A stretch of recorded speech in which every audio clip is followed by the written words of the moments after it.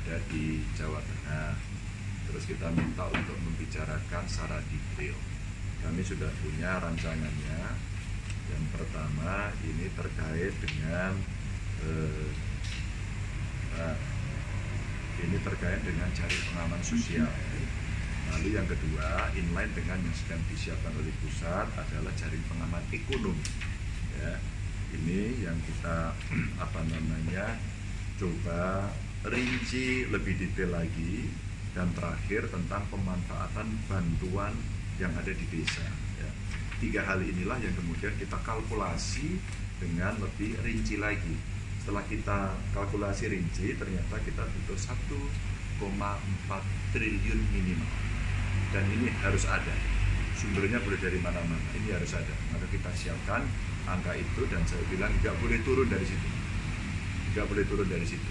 Sebagai satu contoh saja, untuk jaring pengaman sosial ini, setidaknya kami menyiapkan satu senario kurang lebih 1,8 juta orang yang belum terjamin, yang akan kita jamin. Pemerintah Kota Semarang sudah melakukan itu, menurut saya bagus. Kelompok masyarakat sudah mulai membantu, ini kekuatan baru yang bisa didorong. CSR para filantrop bisa kita kuatkan, sehingga tidak panik hanya nanti dari sini saja. Maka 1,8 juta itu pemerintah kira-kira akan menghitung. Tapi bagaimana dengan yang ada di masyarakat? Kalau nanti jumlah juga mau tambah, nah ini sebenarnya kekuatan yang lain ini bisa disampaikan. Kami menghitung, umpama perempuan kepala keluarga. Ini kelompok-kelompok yang mesti kita perhatikan. Kelompok rentan dalam panti Pemprov. Ini mesti kita lokalisir agar kemudian mereka kita jamin aman. Terus kemudian kelompok rentan di panti swasta. Ya, ini kita kunci-kunci dulu. Nah, terus kemudian pencegahan penyebaran COVID di panti milik pemerintah.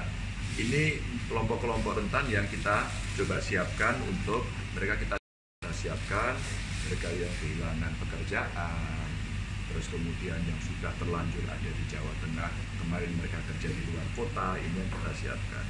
Lalu ada jaring pengaman ekonomi, umpama peningkatan kesempatan kerja. Ini pendampingan dan sosialisasi kartu prakerja. Kalau pemerintah sudah seperti itu kan kita mesti siapkan ini. Lalu bintek-bintek pelatihan agar mereka kembali rebound, mereka semangat lagi bisa bekerja. Termasuk nanti kita nempel dengan program padat karya yang ada di desa. Sehingga kalau mereka, Pak kami kehilangan pekerjaan, Pak kami sekarang bekerjanya sulit, kan desanya tetap membangun. Maka kemudian dana desa bisa digunakan untuk mereka bisa bekerja.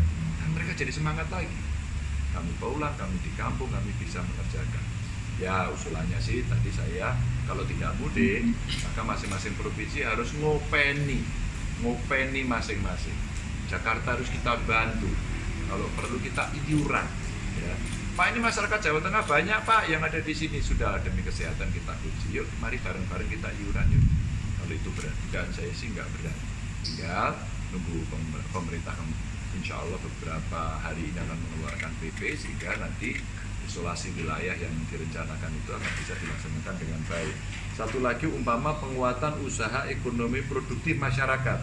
Ini ada DPHCHT, dana bagi hasil cukai tembakau, ini gede duitnya kok. Ini bisa digunakan juga termasuk untuk pemenuhan sarana kesehatan yang ada di kabupaten kota. Sehingga 1,4 triliun itu anggaran minimal yang harus kami sediakan dalam rangka pandemi respon. Langsung dikonsumtif, terus kemudian ada yang kemudian mereka kita berdayakan, ada juga mereka yang kemudian diajak bekerja gitu ya. Ada banyak cara dan skim yang dimiliki, termasuk umpama APD sulit. Kami sekarang mengakses ke seluruh pabrik-pabrik. Pak Menko Maritim tadi sudah rapat dengan kita video conference, terus kemudian Pak Menteri Dalam Negeri Pak Tito juga sudah menyampaikan pada kita, list pabriknya sudah ada, tinggal kita dorong. Kalaulah kemudian pabrikan ini terlalu perfect dalam membuat katakan APD, kan kita bisa membeli kainnya. Kalau kainnya ada, kita cari semua untuk menjahit, kan dapat duit. Mereka tetap survive, didorong semua untuk menyelesaikan pandemic respon. Jadi semua bergerak ke sana. Atas nama respon pandemik ini, mereka juga bekerja. Maka bahagia, semangat, berkontribusi pada bangsa dan negara. 1,8 juta ini kan terkait data juga. Ya. Kesiapan datanya sendiri gimana untuk Ya, jamin makanya itu? semua kita minta untuk melakukan pendataan. Teman-teman Kades, RT, RW, kabupaten dan beberapa bupati sudah respon bagus banget. Umpama sekarang kawan-kawan di Wonogiri cukup sibuk untuk merespon mereka yang bermigrasi. Nah, tadi sudah telepon ke saya untuk menyiapkan langkah-langkah. Pemkab siap untuk ngecek satu-satu. Pemkab menyiapkan senario penanganan. Namun demikian, Pemkab juga butuh bantuan kita. Kalau regulasi dari pemerintah, tentuan yang dikeluarkan oleh Kementerian Keuangan, silakan semua dak-dak disiapkan untuk masuk ke penanganan COVID-19. Maka sebenarnya cukup besar anggaran yang dimiliki di kabupaten kota. Kami akan berikan guidance kepada kawan-kawan kabupaten kota, di tempatmu ada dana sekian, ya daknya kamu boleh geser ke sana, ada DPACHT-nya sekian, kamu boleh geser ke sana. Tempatmu ini segera dilakukan. Mungkin mereka butuh bantuan terkait dengan kalau saya harus membeli peralatan, kemana membelinya.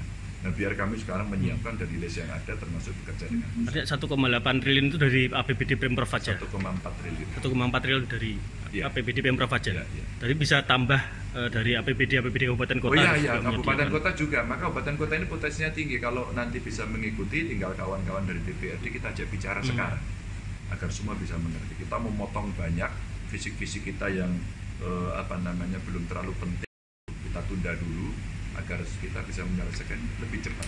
Lebih cepat ini menjadi penting. Percepatan ini menjadi penting agar kita bisa kembali bekerja seperti biasa. Targetnya kapan bisa sudah dimulai untuk jaring pengaman sosial maupun pemberdayaan masyarakat? Kalau target saya minta minggu depan ini, maka kami akan laporkan pada DPRD dulu. Oke.